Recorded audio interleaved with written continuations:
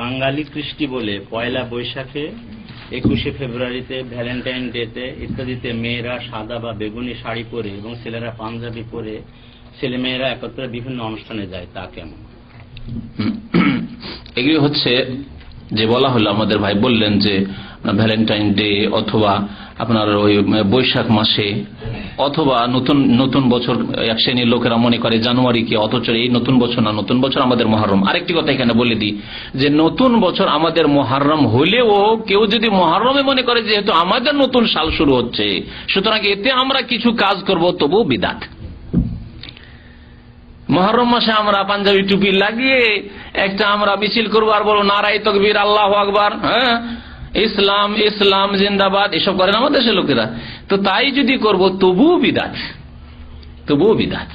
তাহলে যদি আল্লাহ যেই মাসকে পছন্দ করেছেন, যেই বছরকে পছন্দ করেছেন, যার সাথে ইসলামী ইতিহাস জড়িত, হিজরি 1429 হিজরি তা শুরু হবে, তখন যদি আমরা কিছু অনুষ্ঠান করি তার নাম যদি বিদাত হয়, তাহলে কাফের বিজাতিদের যে যে আপনার যে শালগুলি রয়েছে, সে বাংলায় শালই হোক, আমরা বাঙালি হিসাবে কেউ ব্যথা পাবেন না, এটি ব্যথা পান নাই।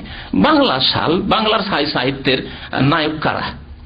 বঙ্কিম, না ঈশ্বরচন্দ্র বিদ্যাসাগর, না রবীন্দ্রনাথ ঠাকুর, আর না হইলে বিবেকানন্দ, এইসব।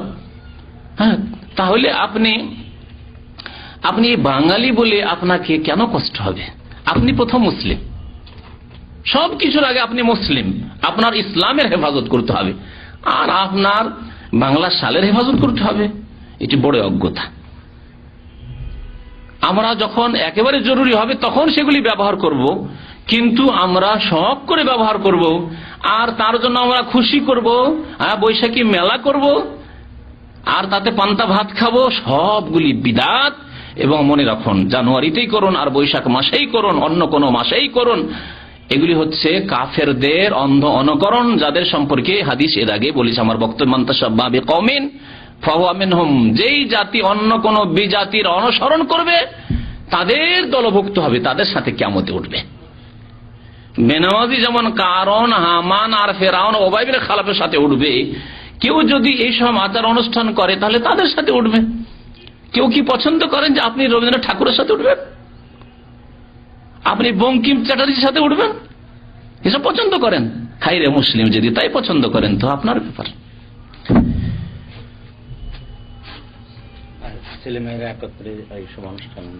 বহু পাপ তাতে হচ্ছে। তার মধ্যে প্রথম কথা, এই অনুষ্ঠানই বিদাত। যদি ছেলেরা আলাদা করে, মেয়েরাও আলাদা করে, সৌদি আরবের মতো পরিবেশ রয়েছে। আর এখানে বৈশাখী মেলা এক শ্রেণীর লোকেরা গত বছরে করলো, তার আগে একবার তাড়া খেলো হাইয়ার লোকেরা, পুলিশরাও তাড়াও দিল, তাদেরকে ধরলো এইসব বাঙালিরা এই বৈশাখী মেলা করতে গিয়ে।